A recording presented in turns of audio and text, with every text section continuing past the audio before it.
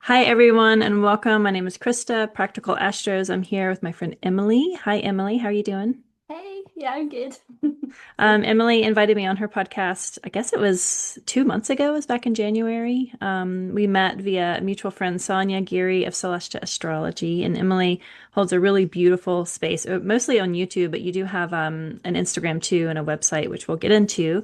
I have a little bit of a bio to read from Emily. Emily from Emily Lunar Astrology. She trained through Deborah Silverman's School of Applied Astrology and later furthered her studies to the London School of Astrology.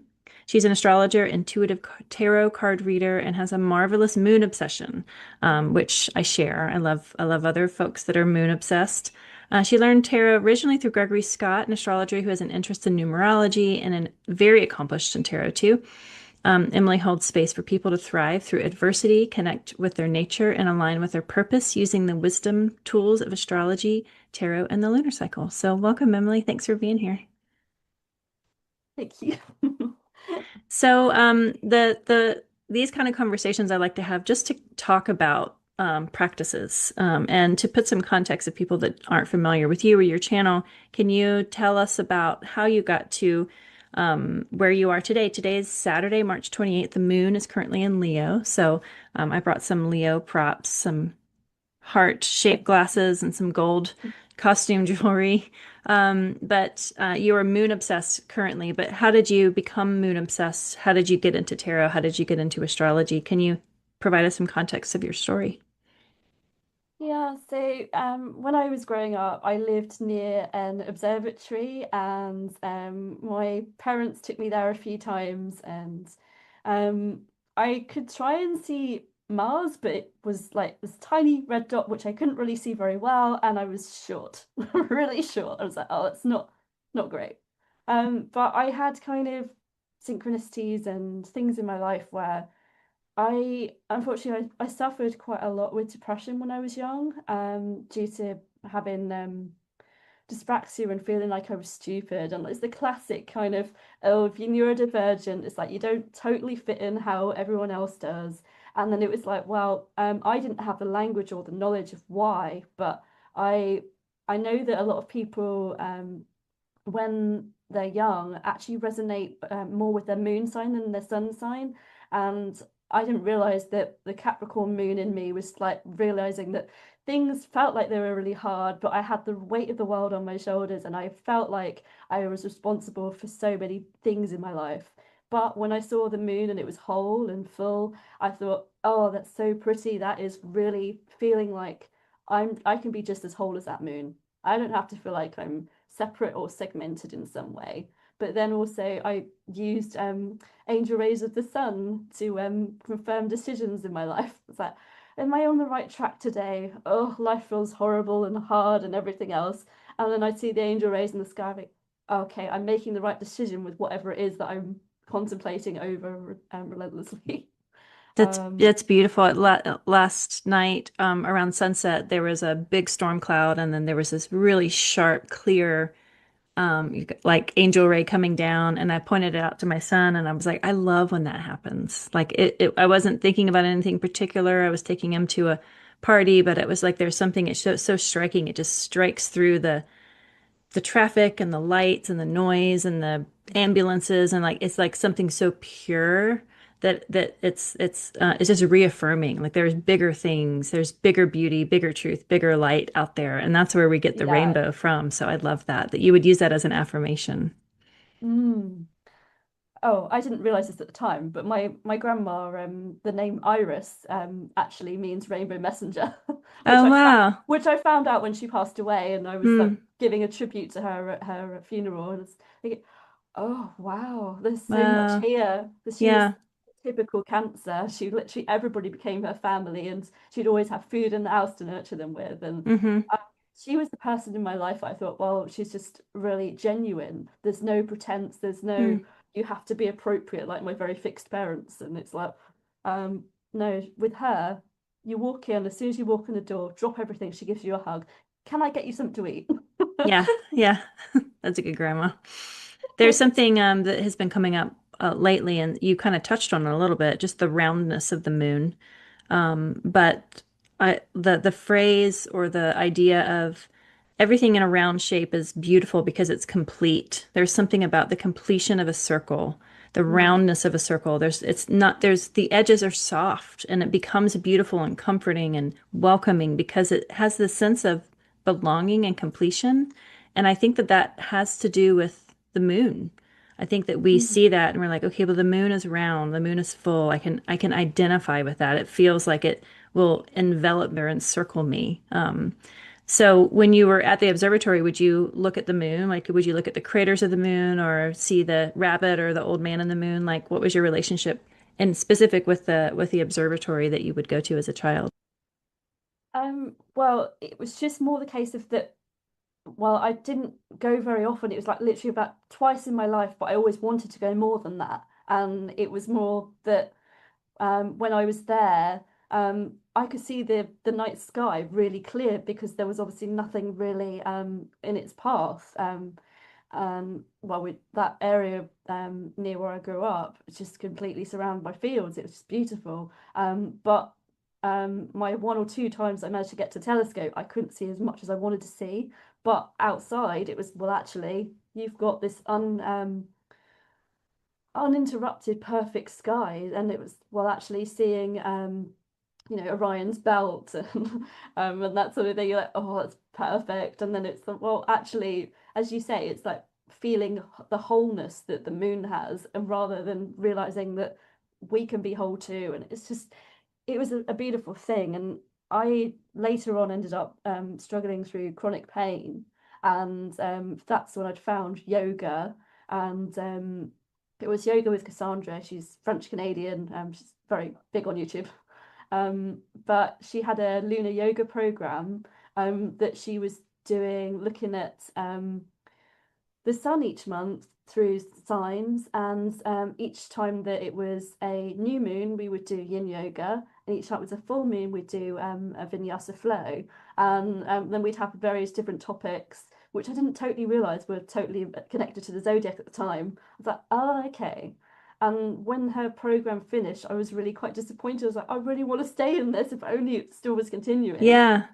Um, but where I'd also been doing sort of her yoga and stuff anyway, and thought, oh, how can I continue tracking the lunar cycle? I found Yasmin Boland's diaries, and I've been using those ever since. Hmm. And this like cheap webinar came up. Thinking I was Gemini rising at the time, I attended that one. I thought, well, there's so much Gemini in my chart, surely. And then I managed to download a free chart from her, and thought, oh, this seems to make a bit more sense. And I was really inspired. And then come 2020, when we were all locked down, and I was forced to stay at home, I was like, what am I going to do? And then Deborah Silverman popped up in my feed, and Hmm. I ended up just diving straight in and taking her course. Yeah, yeah.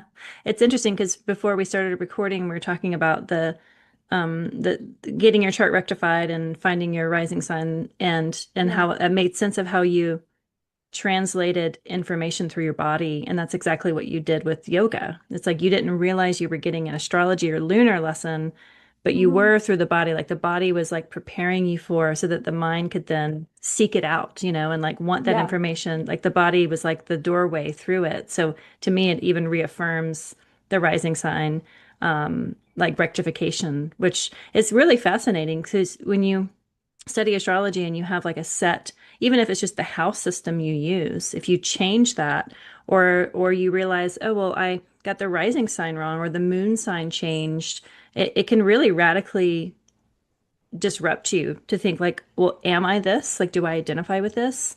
But usually when it's right, it feels like this relief of like, oh yeah, this never made sense before, and now it clicks. Now it feels like it flows and the information is there. So it's always a good story to have that rising sign rectification work because it doesn't always work. Sometimes it's so much of sometimes it's just wrong, but then sometimes hmm, it's like, but I've identified myself in this way and I'm having a hard time reconciling that re-identification. But astrology ends in ology, right? It's the study of. So you're constantly studying, and you constantly have to kind of keep your mind nimble enough to change. But I love that you did it anyway, like by translating it through yoga, which is such a beautiful way to translate information.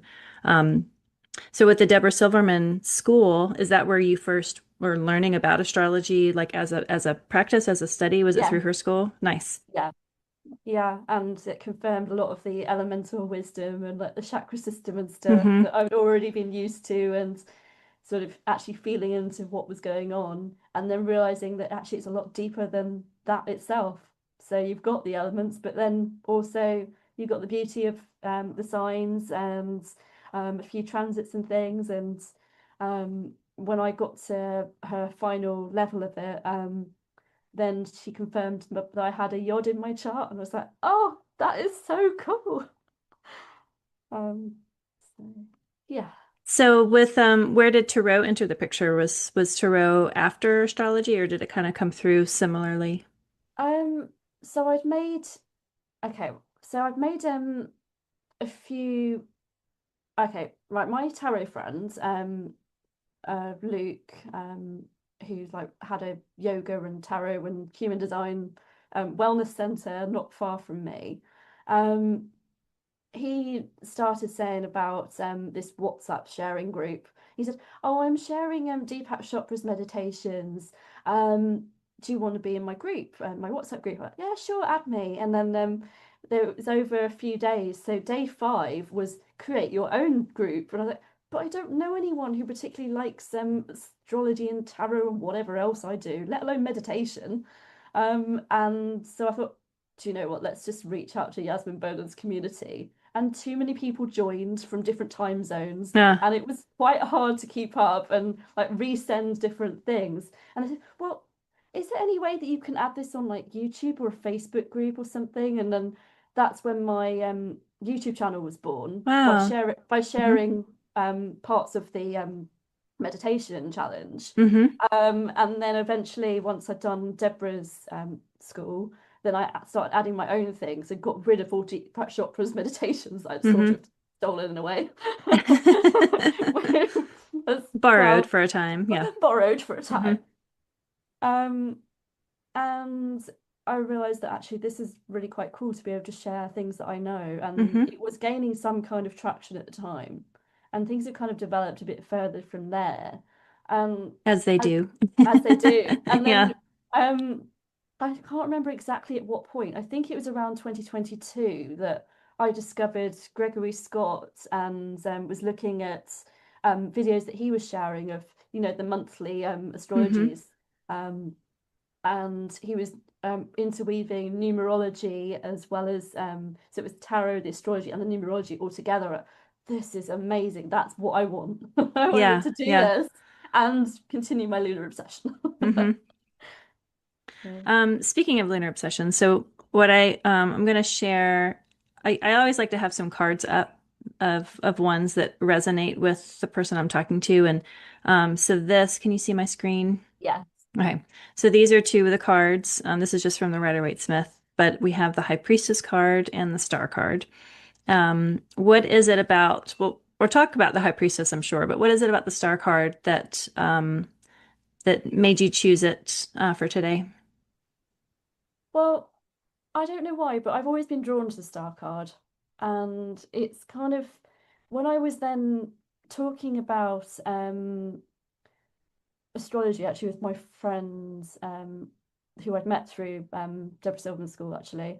Um, I was saying, oh, well, of course, in tarot we've got Aquarius as the star, and then I started talking about it and realizing, oh, I love her like the vulnerability of the person in the image, and I said, well, what are the jogs full of? Because it's not a water sign; it's an air sign, Yeah, yeah. Aquarius. And I realized, well, actually, no, it feels like they're pouring in compassion. And then she was talking about how um, the beauty of Aquarius is maybe working out how much to put in the jugs and how much you can pour into somebody, but you'll always get a little trickle on yourself. And you're pouring into the earth and you're pouring into your surroundings. I think, but Aquarius actually does hold that compassion. And Aquarius isn't just some genius that's out there somewhere. Um, where does their knowledge come from? Yeah. There's so much in the card that it just feels so amazing to be that free. And I think of Aquarius as the freedom shakers that, they shake up the world and try and there might be a bit of a rebellious streak, but it's kind of you're awakening the world to things they're not seeing, that actually is going to hold space in a way it's I can't describe it very well, but it's sharing what people aren't seeing and the genius and everything compared with it. And you've got Sirius in the card, brightest star. And it's like, well, that's come up again, because my husband was trying to research what to call some fitness thing he was doing, and he ended up calling it Sirius. He said, "Isn't that the brightest star?" I'm like, "Well, I told you about that. I was looking at the star card years ago." So it's just little things that come up, and I think, "Oh, I love this card." Yeah, I mean it feels auspicious just of what you shared earlier when you went to the observatory and you were too short to see Mars. Like the Mars card Mm, in Tarot is the tower, and so you couldn't see yeah, that, but you could see beyond it to the star. Like that's what you were attracted to. Like you didn't need the tower to see the star. Like that's the one that you were, no, it's like, but then the way that you described it is like there's things that maybe go unseen yeah, and yet they still exist. They still have a form. They still have that mm, compassionate place in our world. I love the star. It's a nuanced card. It's not all of them are, but the more you study, even just the major arcana, the more and more of the cards, I feel like they show up in certain times of your life when you need it more. You need that reflection. Like all the cards can be like a mirror to you, but there are some cards that just, I say haunt, haunt not necessarily in a bad way, but just are a companion to you throughout your life. And it sounds like the star is maybe one of them, just yeah. for you. The freedom of expression. That's Mm-hmm. what it is.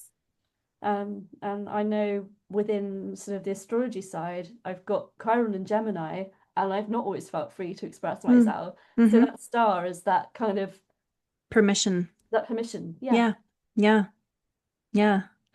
So let's talk about the High Priestess. So in Tarot, the correspondence is with the moon. The moon card Yeah. corresponds to Pisces, and I will use them interchangeably. Like if the moon card comes up, sometimes I do pull in lunar energy, but the High Priestess, for the most part, represents that mythical moon, right? Yeah. The mythical liminal space and the way that information is translated from the primordial water behind her to us on facing her.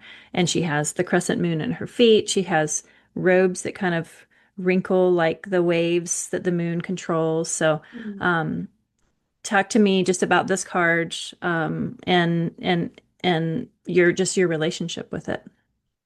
Yeah. So, well, as you know, I love the moon, but in some respects, I'd found out that my birth card was the High Priestess. And I thought, well, that again feels like another permission slip to keep following the lunar cycle. But also noticing that she's got that crown on her head, which I always talk about the maiden, the mother, and the crone. And that it, it's it's just such an amazing thing to have that validation there to say that actually it's okay to go within.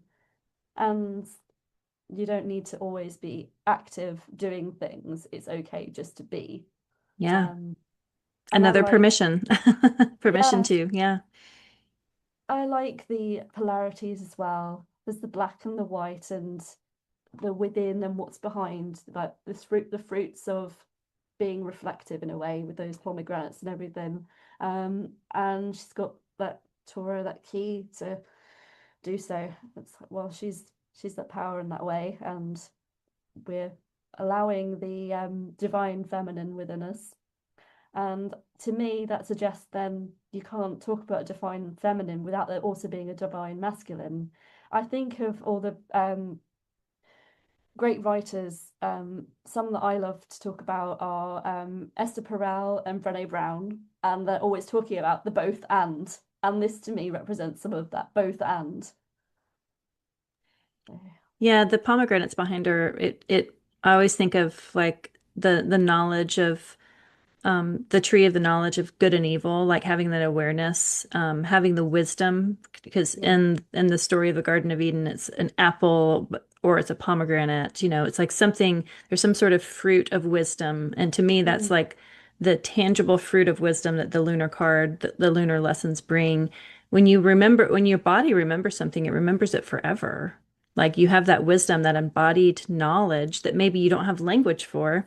And like you said, when you're children, you might identify more as your moon sign because the body is there Yes. to like translate all of the environment. Like you learn what gravity is by like dropping your toy over and over and over. You're like you don't know that it wouldn't float up. You're just experimenting. You're playing with your hands. You're experimenting with textures and food and what's hot and what's cold, and that's all of that is a lunar knowledge, a lunar wisdom, and that's what the fruit behind her reminds me of. Um, so within like the wisdom that you had been gaining, through yoga and then through the astrology school and then through tarot groups and friends, how do you combine them all within your current practice? Because again, like it will evolve and change as you evolve and change. But what does it look like now with how you kind of braid all of your modalities together? Yeah, so I like to use the decans like you do, but in different ways, I'm sure. So what I like to do is I'll think of the sort of transits that come through that are relevant, either with a client or when I'm looking at the new moons and full moons for my blogs that I write on Substack. Um, so then I'll look at those, but then I'll look at what decan that is in, and then look at the ruler of the decan and see whether that also relates anywhere else within the chart as far as the planet's concerned. There's lots of different like nuance that comes through, and I often find that the tarot and the astrology work so well together. Um, but I say when if I was seeing a client, um, if I was doing an Astro Tarot talk, then well, conversation with the clients, I might look at all of their new moons for them with a tarot card, but then also give them a card for the time that we're in and see what resonates and have a talk around it all and see what comes up. But also, I would then look at their chart and I might look at their sun, moon, and rising, tell them what the major arcana cards are to do with those, and just see where things go. But as I say, if it's just an ordinary astrology reading, I would only use it in the interpretation side. I might ask them, would you like me to pull one card? Um, but that's more against what they're looking at for the reading. And if there's something that comes up as a focus, if we don't initially explain things so well within the astrology, I might say, well, would you like a card for clarity and see what comes up? But majority of the time, I try and keep astrology as astrology and tarot as my little looking at the new moons with cards.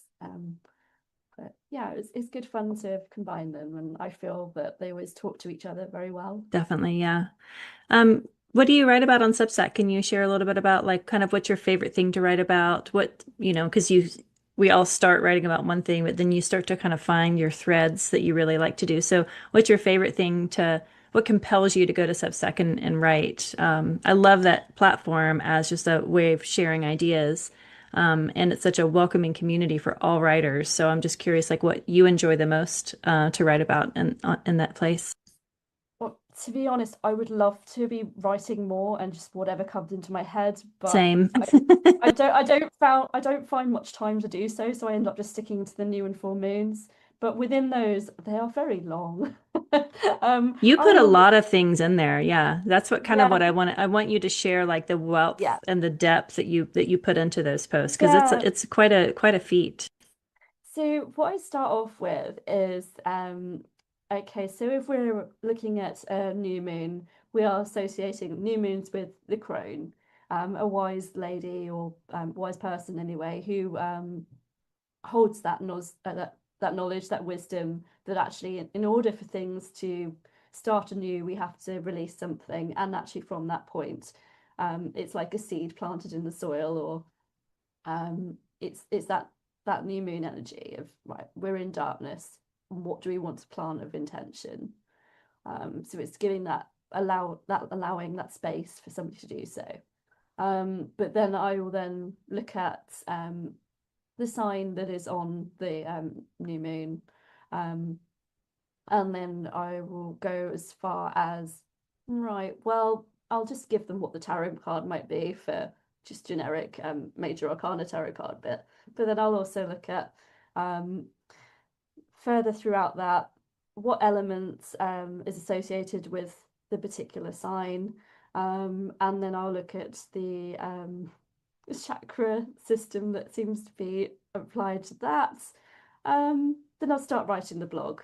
And whatever comes up from the blog parts, I will then likely have some decan things that come through throughout the transits interpretation. I often give suggested yoga asanas to work with if they want to, but I always put in the moon phase families. So it's there's a lot. There's a lot of depth there. Yeah. But I Yeah. think some of it's for me, and some of it's in case somebody decides, do you know what? Let's see what's in this marvelous mind. Mm. Um, Honestly, like if you create something for yourself, like I think that it's worth to share it out, even if you don't think like, does anybody else want this? If you make something for yourself, share it because if mm, you like it, so at least one other person will like it. And to me, that's yeah. what like coming from that authentic creative place is like what we're all here to do. So there can be this like, why would anybody else need this? But if I need it, that's the permission that, so I think it's really beautiful. It's a lot of work that you put into it. But if you're making it for yourself and sharing it, then you're doing us a favor by sharing your crazy mind with us.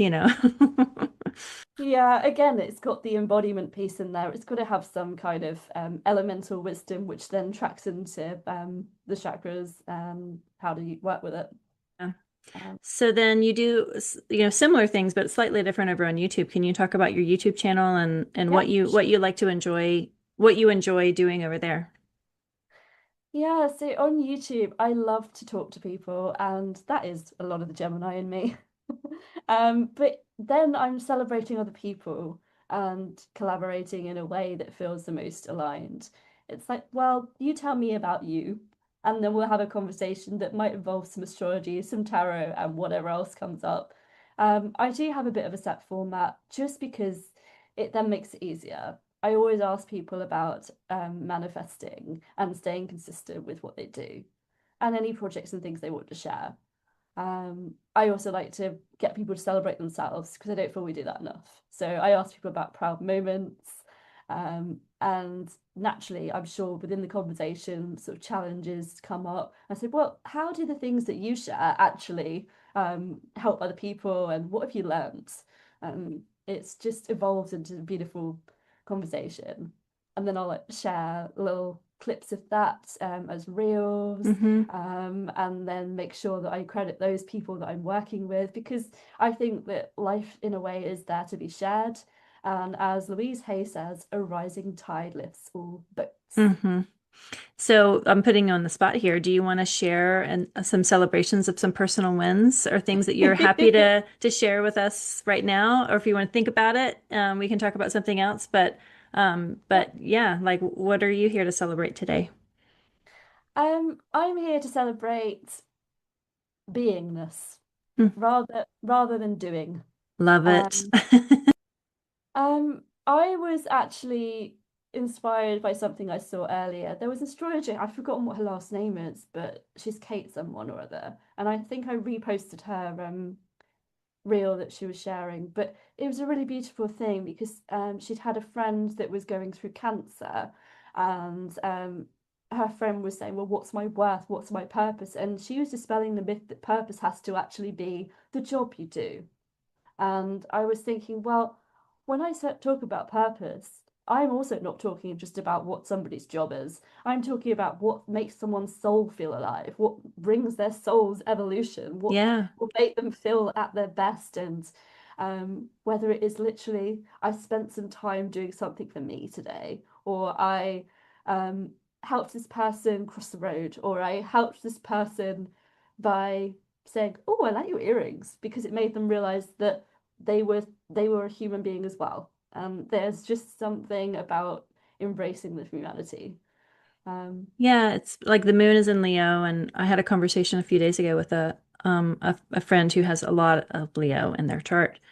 And they said, Leo is not about fame, it's about recognition. And even just like recognizing like I love these earrings too. That's all. Like I don't need to be splashed, on a billboard for my earrings, but recognizing it like that's because it's like the sharing it, feeling like you belong, feeling it you're connected, all of that is recognition is a language in that. yeah, And I think that's a beautiful observation to just be recognized. And that is a part of our worth, is like recognizing where we are, not what we do in a capitalist system, but what we do in a community system. yeah, yeah. Also, I was talking, I say, to some of my astrology friends yesterday, and I will shout her out, Jasmina Brozovic. She has said that my friend Candice and I need to be talking about some transits more, and that we need to be on my YouTube channel, making us both feel that little bit out of our comfort zone, talking about things that we know, because actually we've got a lot more knowledge than we realize we have. Yeah. And it was more be more Aries because I have my North Node in Aries and she is an Aries, but she feels Hmm. like she apologizes for it a lot. Yeah. Yeah. I'm going to share your website so that we can kind of move over there. Let me see if I can do this here. And because you do have offerings that you have for the public. So this is Emily's YouTube. This is Emily's website. So it's emilylunarastrology.com. Very easy to remember. And she has her blog and her testimonials and her abouts and everything. Um, and from there, you can go to Instagram and Facebook and YouTube. I pulled the YouTube up too because she's got a lot of really great videos and a lot of shorts, um, of all of what you do. But can you talk a little bit just about your practice and what kind of readings you tend to give and what kind of readings you like to give and just speak a little bit about your business end of it. Yeah, so when it comes to readings, I would love to have more these days than I have. They're quite sporadic, but Hmm.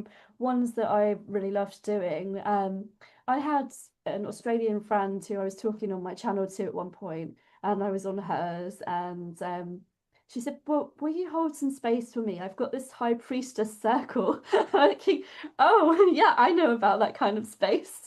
And she said, well, what they really want to know is talking about some Pluto things. And I Ah. said, oh, okay. Hmm. So we were talking about Pluto with a little bit of purpose as well, because it was actually how do we break down some of the things that feel like they're no longer serving us, but also then how do we grow from that? And so I was able to give that empowerment piece. Um, I love and it. Yeah. it was lovely to look at some of these things within each of their charts and give them all little takeaways. Hmm. I mean, I can't remember how long we were on there, but I must have given more than about 10 minutes per person. I was literally giving probably about 20 minutes, half an hour per person. Yeah. But it was good fun and yeah, it was a really lovely thing to do. Awesome. One thing that you mentioned before we started recording was you had kind of some funny tarot moments yesterday with your tarot and friend group. Can you share a little bit about that story? Yeah, so I was on this astrology Zoom with my friends, and I went to grab something and knocked over my tarot deck. And Fairy these two, tower, fairy towery. yes, I know, these two cards came out. I don't know whether you can see them very well. Um, So they what? are, So it's the Six of Swords and which and ones are then they? the Six of Swords and the Nine of Pentacles. Nice. And so I said, well, it feels like we need some kind of way of looking at our mastery, our material things that we are working towards, but actually maybe we need to heal some things that are mentally in our paths. what are we doing? Are we blocking ourselves? And actually, maybe we need to realize we have a bit more knowledge than we think we do. And then that was then confirmed later on within the call with our friend Jasmina, basically saying that is exactly what I was thinking when we were Yeah. talking earlier.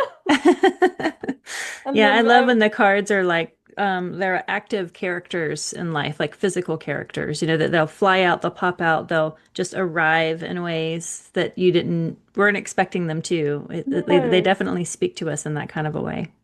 And then earlier on today, I can't remember why. Oh yes, I moved a deck and I left a card behind. The card that got left behind was the Wheel of Fortune. Oh, that's beautiful. The Yes, this is wheels, going to like, be. I've got plenty to do this year. This is my year. I've got to move around. I've got to make some space. Yeah. And I kind of remembered that I was when I was having a talk with my friend Robin on my channel, I forgot to actually mention the name of the talk. So the name of the talk that I'd called it was Turning the Wheel. There I'm you thinking, go. well, it's like a literal thing. Yeah, yeah. Um, do you pull tarot like on a daily basis? Like, do you usually pull one or two cards for your day? What does your personal practice look like? I would like to, but it's just whenever I randomly think, oh, Mm-hmm. I quite like a card. Yeah. And then I might even just go as far as going onto tarot.com Mm-hmm. and seeing what random card comes up Yeah. and Yeah. then playing with it for the day. Mm-hmm. Yeah. Do you mind pulling a card now just Sure. for the moment? And tell us what deck you're pulling from. Um, just because it's already there. So steampunk tarot.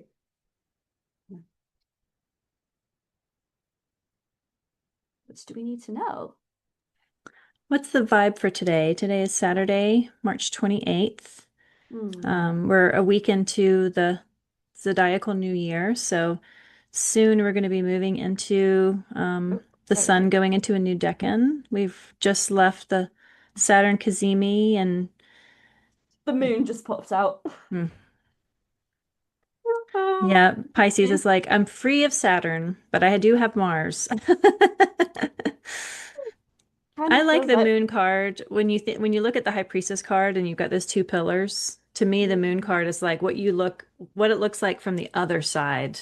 Yes. When you're in that lunar realm, it's like the two pillars look very different. It's very dreamy. Yeah. But then when I think of the moon, I think then, well, actually, it's what are we not seeing? But often we think of it, it comes up when we feel some fears and some anxiety. And often I think to myself, well, sometimes, Emily, you need to feel the fear and do it anyway. Yeah. And it's just literally popped out when I was thinking, well, do I have a bit of imposter syndrome here? Hmm. You've been doing tarot longer than I have. And then it's like, boom, there you go. But speaking to that, so I've been thinking about this about the wheel specifically. And like the wheel is always turning. And some people Mm, jump on the wheel and they stay on longer and they jump off. To me, it's like it's not a linear pathway. It's just like being on the wheel or being off the wheel. And as long as you're on the wheel, you're on the wheel, you know? yeah. Um, the moon card has a bit of psychosis to me too. And I've been thinking about that more while Mars has been through Pisces, of feeling a little bit crazy or a little bit uncertain or like, have I had that thought before? I mean, it's just like the Mars going through the moon, going through Pisces has been a little like uncertain, but like kind of these irrational fears that kind of come up and really having to work with them. So the moon card has been coming up more for me, and I think it is because of that Mars relation. Mars goes into Aries, I think on the 9th of April. So we have, a little bit longer with the moon kind of hosting this warrior planet of Mars. And yeah, like you said, like sometimes you just have to feel the fear and you are brave because you are fearful. You're not brave because you're not Yeah. scared, right? Like Yeah. that really builds that bravery muscle. So, um um yeah. Okay. So, to wrap up, do you want to share anything that you have coming up or how people can get in touch with you or what final thoughts you would like to share with the audience before we finish? Well, I know that with anything in life, we need to trust the process. And that feels like a message that always comes through everything that I do. Um, it's lovely that I get to speak to so many amazing people around the world, yourself included. And thank you so much for hosting me today.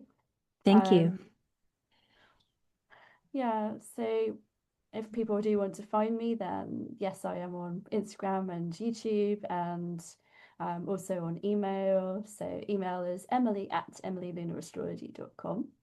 And if anybody wants to book a reading with me, they can do so through there or through a message. Um, yep. Yeah, I mean, I do have talks with people on my YouTube, mostly once a month if I can try and do Hmm. that. That's what I'm trying to stick to. Um, so the next thing I'm probably doing is probably not going to be so long away, actually. Yeah, I think that will be my talk with my friend Candice. We awesome. are going to put ourselves out there and talk a bit more astrology together and have some fun. Nice. Yeah, I was listening to a podcast recently and they were talking about how AI will not replace artists because there's this concept of if you want an answer for something, you can just go to Google or go to chat and just like get the answer. But actually learning that the wisdom of the answer is you going through the process of failure and discovery. And the Yeah. similar with any sort of creative work, that if you can learn how to paint or you can just have like artificial intelligence paint for you. But when you explore different pigments and textures and temperatures and brushes, like you learn so much. You go down rabbit holes you did not expect to go down, and you learn about that instead. Like the process was supposed to take you there. Like Yes. just similar to you, like you did yoga and it wasn't like this Deepak Chopra meditation mastery. It led you totally to this other place. And you got there because of the process. And AI cannot replicate that. AI just mirrors back our own experience and we can get to the answer, but the answer isn't always the answer that we think we want to know. It's usually redirected from the meandering. And that's, I think, why it's important to share your process. Even if you're brand new in the stage, like just sharing your learning, you learn so much more when you teach it to somebody else. Even if you have just like a couple of months of experience, sharing your experience is teaching other people. And that process is just such a beautiful human experience that when you're coming at it authentically and you're coming at it of like, I don't know everything, um, then you just have a more you just enjoy it more too. You have that authentic, grounded, like let's figure this out, sort of playful experimentation of these really cool subjects, and doesn't mean that the process isn't frustrating sometimes or you don't have time to study it and when you want to. I mean, all these things are there. People have empathy for it because they also experience that. So I think trusting the process is a really great piece of advice because the process is like the whole point. It's like that's the ride. The wheel will keep spinning when it's like whatever process you go through is kind of yours, only yours to have. And to share that, I think is just a really lovely thing that you do. So thank you for sharing it with us. Oh, thank you, Christa. Well, you can go to emilylunarastrology.com. I'll put all of your links in the show notes so it's nice and clickable. But thanks for joining me today, and thanks everybody for listening.